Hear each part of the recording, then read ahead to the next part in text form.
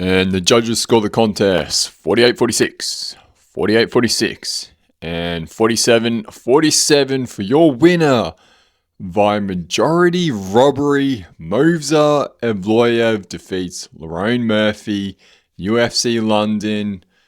Crazy scorecards. People are fuming. And personally, I don't mind it. I don't mind that Movza got the majority decision. That first round was really the controversial round. It was so close. And two judges gave it to Movza. One judge didn't. And that's how we got the draw on Clemens Werner scorecards. But Movza again sneaks away with a close decision win. And the fight was, pretty entertaining, really high level. Quite enjoyed it. But a lot of unhappy fans. Pretty unhappy with the decision, and I can see why. And I think it just comes down to that first round. A lot of people were thinking Lerone Murphy won it. It was very close.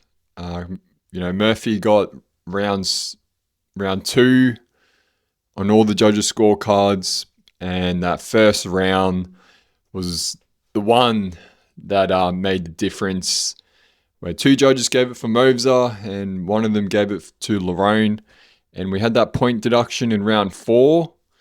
But yeah, Movza, he won rounds 3, 4, and 5 on all judges' scorecards, point deducted on round 4. So that became a 9-9 scorecard in round 4. So 47-47, if you had it that way, completely fine. And 48-46, yeah, I'm not too fussed either way. But 48-46, majority decision win for Movza Evloev. Moves to 20-0, 10-0 in the UFC, 10-fight win streak in the UFC alone. And I think what contributed to this was, Movza's not a fan favorite. Lerone in his home country, in London, and the commentary during this fight was pretty biased. Michael Bisping being a guy from the UK, and I like Michael. I listen to his Believe You Me podcast every week. Him and Paul Felder are great. Paul Felder was, he's probably my favorite commentator. But Michael, as you know, he's a bit more, likes to hog the conversation, interrupts, and he talks about it. He tries not to be biased, but, during the fight card, he's like, I'm no judge. I don't know how to score that. And then during this fight, it just seemed like all of a sudden he was a judge and knows how to score these fights. And yeah, I think the unconscious, if not all just blatant bias, he was oozing out of Michael Bisping.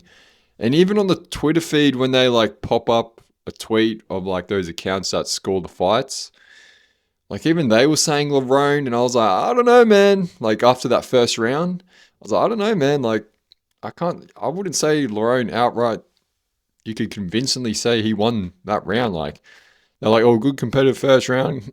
Good competitive first round. Got to give it to Lerone. And yeah, even the commentary kind of agreeing with it. I'm like, man, yeah, it was a bit biased, and it was made the fight, sort of less enjoyable, because you're thinking, oh, that would convince Lerone's up, and Movza needs to get a finish even after that point taken.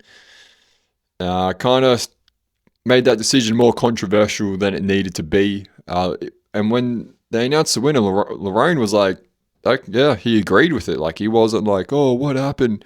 He wasn't doing a Roman Dolidze, who clearly lost, clearly lost his fight, and he's smiling, going, oh, no, during the decision, putting his hand up and then going, oh, what, I lost? Lerone agreed with it, and then even said Movza deserves a title shot. So fans, MMA fans, I think just calm down a little bit with the decision stuff. I think it was heavily, people's judgments are heavily based on, they want Lerone to win and not Movza. And when it comes to judging, you got to be unbiased. You got to be not thinking about who you like more. You got to be really logical, critical, straight down the line when you're judging. And yeah, that's very hard in fighting to do so, especially when fans are scoring. That bias really seeps in. But UFC London, guys, what a card. And I don't mean by what a card, I mean, ooh, what a card. Like, it was not one to remember. Definitely more on the forgettable side. There's things that we will remember, like MVP doing his entertaining walkout and then going down as being in one of the top 30 most boring fights of all time. Holy shit, that was a whole lot of feints and movement and no action, no damage, no strikes really landed at all. Very disappointing watch. The fans in London would be super disappointed. And yeah, Mason Jones and Alex Sola kind of saved this card as a whole when we look back on it as being fight of the night. Brutal cut on Alex Sola underneath his eye on the cheekbone. Yeah, they get 100K bonus each, fight of the night. Brando Pericic finishes Louis Sutherland in the first round. He calls for that bonus, doesn't get it, so, call out, shout out to the YouTube channel, but yeah, it's not a good, calling for the bonus like that or just in any time doesn't always pay off and not the best look. Chanel Dyer, she got a performance bonus, great head kick, and then finished her off. Whoa, pause. On the ground. Whoa, where am I going with this? TKO. Finished with the knees and punches on the ground. We're starting to slide down another alley there, so keeping it mature, guys. Oh, what am I doing here? Yeah, and Ivo Baranowski gets the squash matchup with Austin Lane, and he delivers 28-second first round knockout. But here in Australia, I believe the prelims started at 3 a.m., main card 5 a.m. or 6 a.m. And I am so thankful I didn't wake up and watch this card live. I waited till it was finished because I was working in the morning at that time. So I just waited and went and rewatched them. And the only fight I did watch live was the MVP versus Sam Patterson. As I was getting ready, I had the phone with me, getting ready and watching. I was like, oh, this is brutal. Absolutely brutal.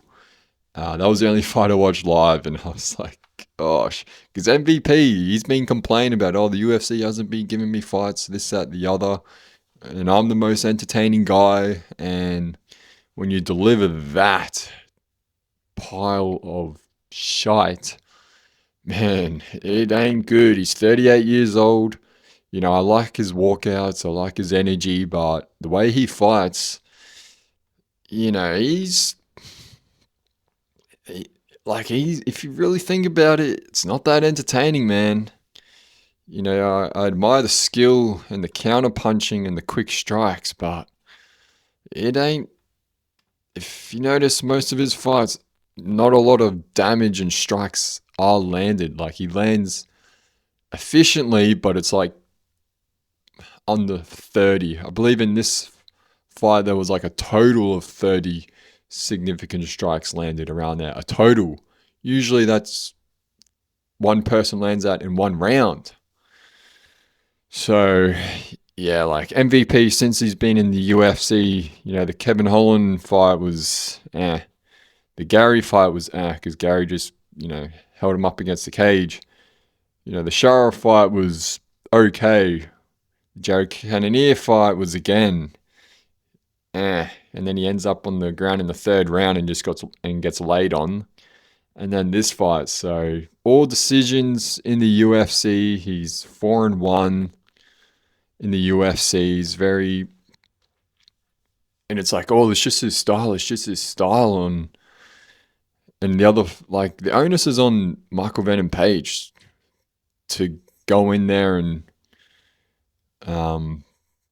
put damage. Like, I don't know, like, I like him, but it feels like he's putting the onus on the other person for making these fights boring. But he's a common denominator because every fight, he's the one making it boring with his style and not much happening because he just thinks this is 2010 Taekwondo or, karate where it's like, it's okay to do that, but this is MMA. Like, you got to be going forward. And, he's like, well, I'm a counter striker and that means they have to go first. But it's like, no, like, you can go first too, MVP, It's like, well, that's on my style. And it's like, well, UFC just aren't going to book you like they did, like they've been doing. They're like, well, we're just not going to book you that often if you're going to fight like that. Like, you got to be first and hit people too in your style. And Sam Patterson, a couple times he went first, got caught, and he's like, well, I'm just not going to do that. And fair play. Like, he doesn't have to be the one going forward,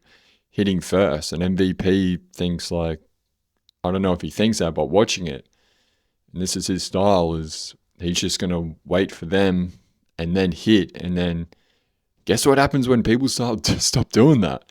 You just get nothing. And MVP, I think he's got to, put some of that aside of like, I'm a counter puncher, and he's got to start leading the dance a bit more, be first. Because once he starts being first and he can get them going, well, I got to get ahead of the game now, and then he can start counter striking.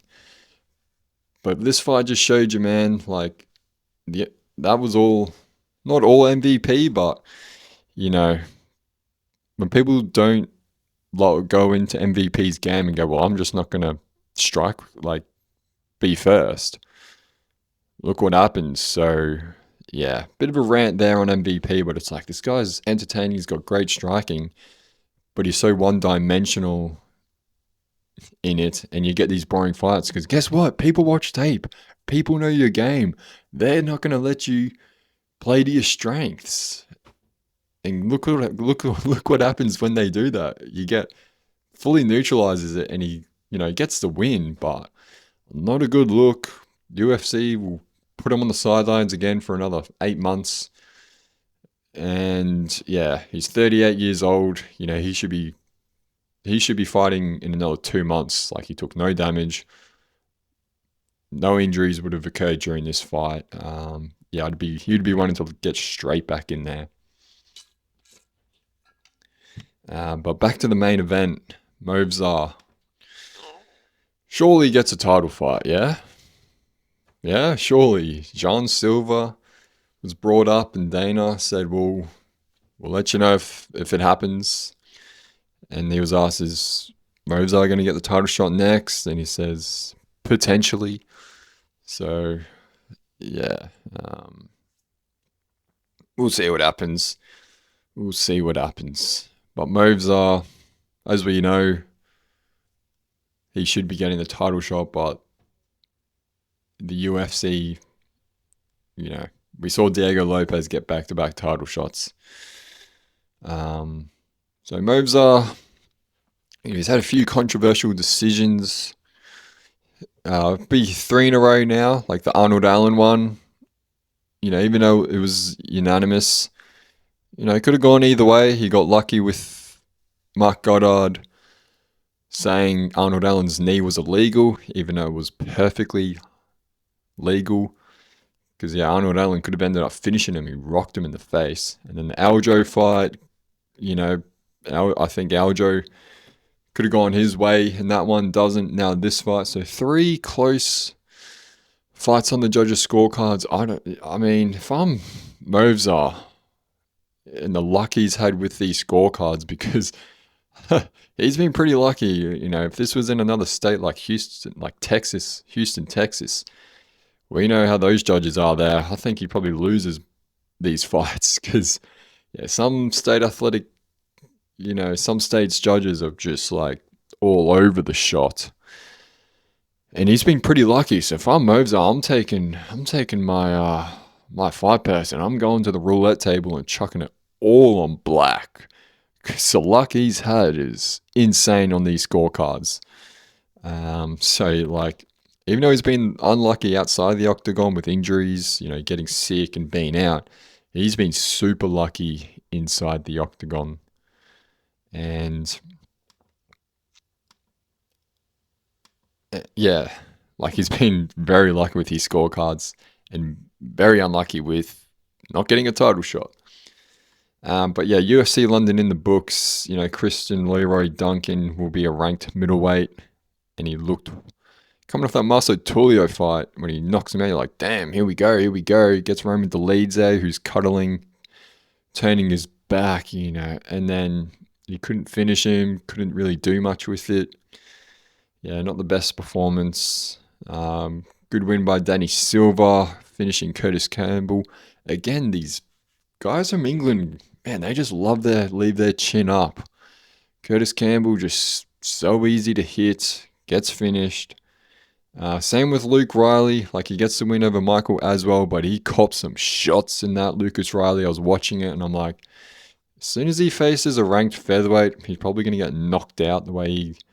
Yeah, same with Aspinall, Paddy Pimblett I was talking about. I'm like, it's like if you're born in the UK or born in England, like, it's like a genetic thing where you can't actually, like, put your chin down and look through your eyebrows. It's like very mouth breather energy right there, where they just like... They must all snore as well, because yeah, they just keep their chin up, breathe through their mouths. Very, head on the center line. I think it's a pommy thing. Big mouth breather energy right there. But UFC London, yeah, pretty underwhelming. But the main event, we got some more questions answered. And let's move on to the press conference with Dana White. Man, this was a brutal one. The first question we get, we're at a UFC London event, the first question we get is a John Jones question about, just another stupid John Jones question about whether he was going to fight on the White House card. Dana has answered that 1,000 times now. And it's like, come on, journalists. Like, you're there for the London event and you're talking about over-reported shit. These journalists this post-fight presser was atrocious. You should be handing your media pass. If I'm an media outlet that sent these journalists there, I'd be firing them on the spot. Like, you're done. One guy there's like, he asked, I don't even know what he asked, but his second question was trying to plug himself to get a job with the with Zuffa Boxing to be the ring announcer when they go to Ireland. And you're like, dude, you're there to report on UFC London. You're not there to use your position to get another job and get yourself another opportunity. Yeah, pretty bad journalism there. And all they did was asking about Zuffa Boxing and Eddie Hearn and White House shit, just everything but about UFC London. There was maybe 3 questions. It's like, why don't you start with, hey, what do you think about Movzar's decision, and is he fighting Bulk next? Like, that took like half the press conference to get to that point. So, brutal press conference. Those media, and what was brutal too is they had to translate English to English. Dana said my hearing's bad, and as soon as there's an accent, he's cooked. So yeah, it was tough having to listen to these diabolical questions twice. Yeah, bad stuff for the media members there. We had that awesome fight with Mason Jones, fight of the year contender, and it doesn't get brought up until near the end of a 20-minute presser.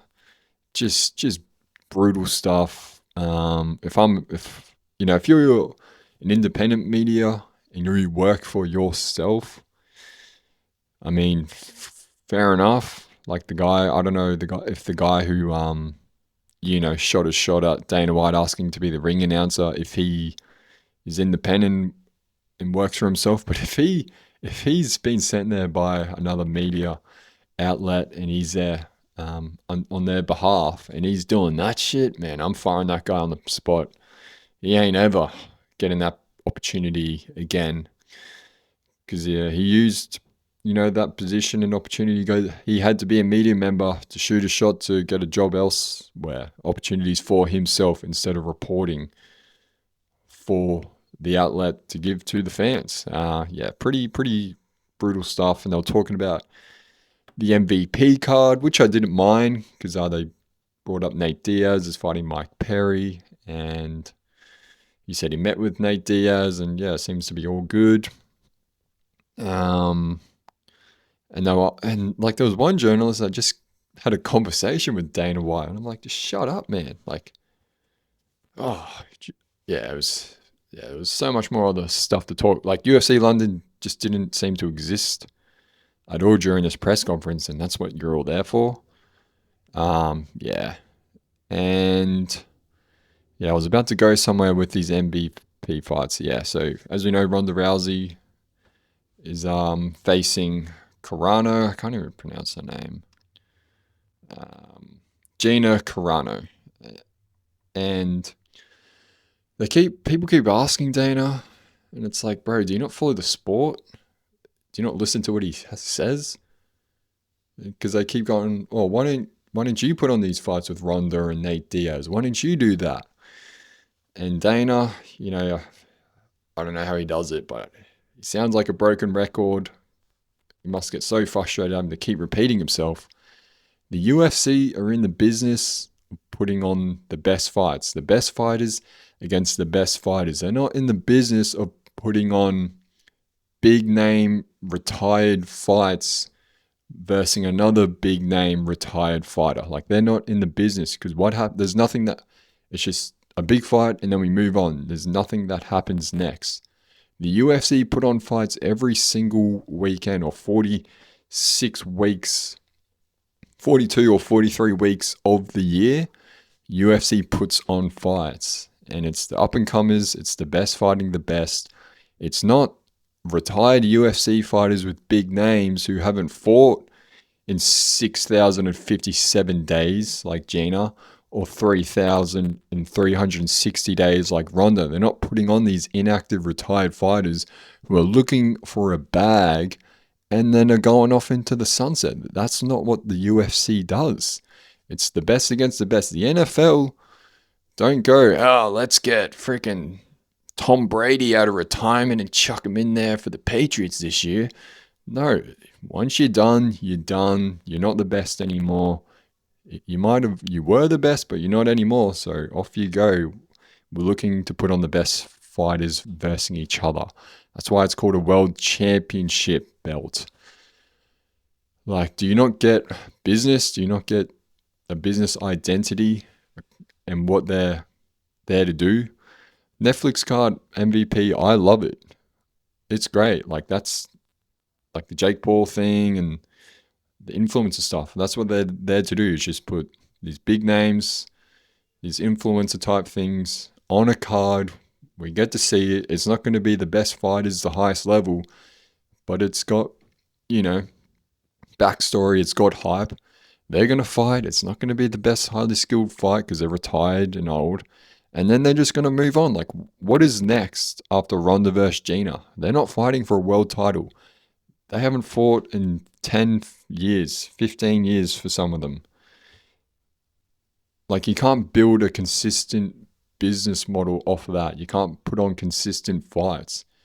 Because what, you're going to get Ronda Rousey to turn around in 8 months and fight again? Like, no, doesn't she have a kid? Like, they're there to use their name, cash in, and move on. When are you fans, not even fans, when are you some of these media member guys who are supposed to be experts and report on this fight game, when are you going to get through your thick heads? Like, the UFC don't do these things. They did it one time with McGregor and Mayweather, and that was it. And that was the time to do it, to cash in and get out. There hasn't been anything since. Same with Zoo for boxing. It's like, oh, you're going to get UFC fighters to cross over and box. And as you say, like, no, like, we're boxing only. We only want boxers fighting the best boxers. This crossover stuff Do that when you're retired. You know, Tyron Woodley, Anderson Silva, you know, Nate Diaz has gone on to box. Do that when your best days are past you. Use and leverage your name to then, you know, Luke Rockhold. He's been fighting everywhere using his name and leverage. And guess where all these guys have come from? The UFC. So all these big names and all of that, like we're seeing with MVP card, Francis Ngannou, UFC, Felipe Lins, UFC, Nate Diaz, Mike Perry, all these guys, Ronda, girls, have come from the UFC. So like, and if they were still good and at the top level, they'd still be fighting in the UFC. So guys, media guys, experts, I don't know, do a bit of business school stuff. Like, geez, like, how about you just listen? You got one mouth and two ears for a reason. I don't know how many times Dana White has to reiterate this and how many times, because I'm overhearing the same question too, like, oh, why doesn't UFC put on this fight? And if you weren't listening, I mean, I can't help you. I mean, there's like, and if you don't get it, again, yeah, you might need to do some deep thinking. Do a bit of research, you know. Because the MVP card is great. And shout out to Oven Vitanage via X. He put up a post days since the last MMA fight of the Netflix fighters. And the days counted were from March 16th of this year. So Francis Ngannou, again, former UFC champ. So all these fighters are former UFC fighters. So Francis Ngannou hasn't, since last fight, 513 days. Felipe Lins, 737 days. Nate Diaz, 1,283 days. Mike Perry, 1,801 days. Ronda Rousey, 3,363 days since she's last fought. And Gina Carano, 6,557 days. Like, this card is just a fight card of inactive fighters with big names, which they got from being in the UFC. Yeah, like Francis is the only sort of active fighter who is still at the top of the game. Like if he went to the UFC, he could very much be the world champion. He's the only fighter that is what's next, you know? Whereas all the rest of them, it's like, you know, they're just there to fight, get a bag, and move on. You know, they're not looking to be the best in the world. But Francis is the only one that can go on to do that from this. And as you know, Francis fought once in the PFL, and he hasn't fought in almost 2 years. And yeah, like, how are you supposed to build a business model and put on and have a promotion that puts on these kind of fights all the time? Like, you can't do it. It's like once a year or once every 2 years, these kind of fights. So when people are like, oh, Dana, why don't you do it? It's like, bro, it's not sustainable. Yeah. All right, rant over. Let me know your thoughts, guys. Let me know your thoughts. If you get what I'm saying. If you don't let me know your thoughts. Go read a book. Now, UFC Seattle this weekend, the return of Israel Adesanya versus Joe Pyfer. Israel Adesanya, my boy, 3-fight losing streak, hasn't won since the crazy knockout against Alex Poetin Pereira, which was back in 2023 in Miami. Yeah, so 3 years since his last win. You know, he goes on, loses a big upset loss to Sean Strickland in Sydney. And then the Drakus, which was Drakus fight in Perth, he was looking good until he got subbed. And then the Imavov fight where he got knocked out. I can't see my boy lose here. I just can't see him lose to Joe Pyfer. It will crush me if Izzy loses to Joe Pyfer. And I'm very nervous about this fight because he could quite possibly just cop an overhand right, cop a stray, and end up on the canvas. UFC, the greatest or the second greatest middleweight, UFC middleweight of all time. He's 13-5 in the UFC. And like after that Pereira win, we was 13-2, and then the 13-5 doesn't sound as good, but yeah, Izzy prime years were 2019 to 2023. So if you weren't watching Izzy then, and you've only kind of just come in the past few years, you gotta go back and watch and realize he carried the promotion during COVID, just pre and then during and a bit after. He was the face of the UFC. Him and Volkanovski carried the UFC.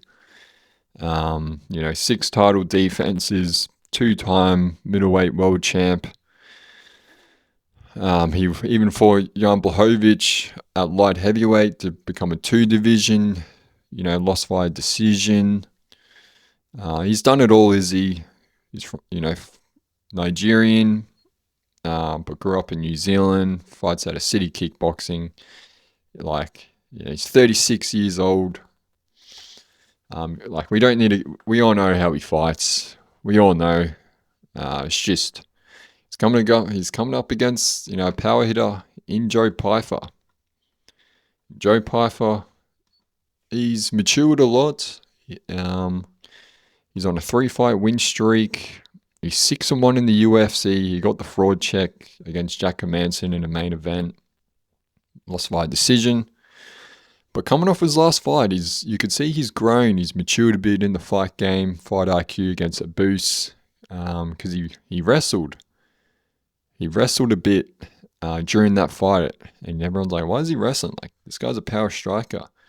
But he's got Dean Thomas in his corner and coach. And they know that a boost gets tired. He gets tired, and the fastest way to get him tired is get him wrestling.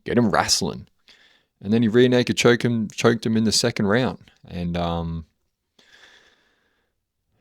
coming into this fight with Izzy, I think Izzy can very much wind back the clock, pick him apart on the feet, get him second guessing himself, and maybe chop his legs out, get the calf kicks going.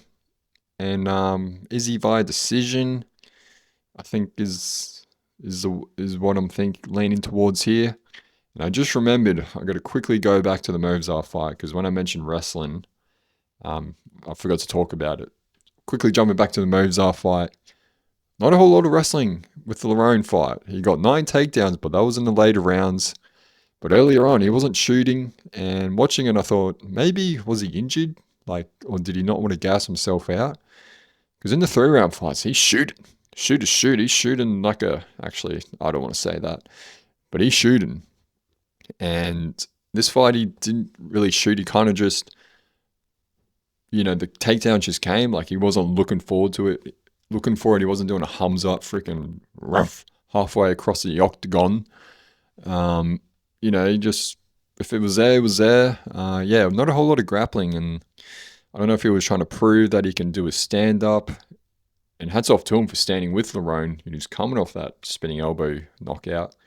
And he was doing as good, if not obviously better on the feet than Lerone. Yes, he got 9 takedowns, but it didn't seem like he was doing that it wasn't a grappling heavy style. I'm wondering if he was trying to save his gas for the later rounds, and then because he was able to win those rounds a lot more convincingly. But I'm wondering, was he injured? Didn't want to risk it as much, but good signs, good development from Movzar. Boom, back to UFC Seattle main event. So Joe Pyfer, heavy hands, money bags, or body bags. Joe Pyfer. I think he's going to get outclassed here on the feet. I just think Izzy, he's just on a whole nother level. And I reckon Pyfer's going to try and look for the grappling. look to wrestle Izzy, and I think Izzy's takedown defense will be too good. And Python, he's gone 5 rounds with Jack Manson. But 5 rounds with Izzy is going to be a different story. Yeah. But I'm nervous. I'm nervous Izzy cops one on the chin in this fight. But I reckon we'll see Python pushing Izzy against the cage, pressuring him against the cage. And yeah, Izzy, I think he wants 4 in a row, starting to get the Tony Ferguson losing streak levels, and the washed allegations will very much be true if he loses this fight. Like 4 in a row, he's fighting the best guys, but he's fighting a guy down the rankings. Mad respect to Izzy. Very winnable fight for him, and if he doesn't, should he hang it up? He's 36, he's got a couple more in him. But when it's 4 in a row like that, then your legacy really starts to be diminished a bit, going out on a 4-fight losing streak. And then if he wants to go again, loses, that's 5. It's like, boy, damn. So I'm very nervous this weekend. And yeah, UFC Seattle's very top heavy. I'm really only looking forward to this main event. Because the co-main, Alex Grasso, Macy Barber, good flyweight ranking on the line. Kiesa Nico Price, Rosa Douglas, yeah. McKinney Nelson, that'll be fun. Bahamondes, Masayev, I think that'll be good. Hooper Lance Gibson, yeah, we'll see. Yeah, not a eye-popping card. The main event is what I'm really keen for. Nahavo Sterling fights with Izzy. Trains with Izzy. He's fighting Bruno Lopez. That'll be good. Ricky Simone is back at UFC Seattle. As you remember last year, he got that brutal knockout over Basharat. But yeah, main event is awesome. But yeah, guys, another episode done. Another weekly episode done. Catching up on all the UFC fights and news. A week is a long time in UFC. But yeah, let me know your thoughts, guys, on the Movesar result and who you got winning at a Izzy and Joe Piper. Thanks for listening. Bit of a rant there with Dana White MVP stuff, but I think it's warranted. Educate you guys. Educate yourself on these things, especially the media. Journalists pulling up to these things, trying to plug themselves and asking diabolical, brainless questions and becoming a waste of space and making the sport look bad with that stuff. So, yeah, I think we all need to level up. And, yeah, again, it's just fights. It's just a bit of fun. And we'll see you next week after Izzy knocks out Joe Piper. Fingers crossed. Catch you later.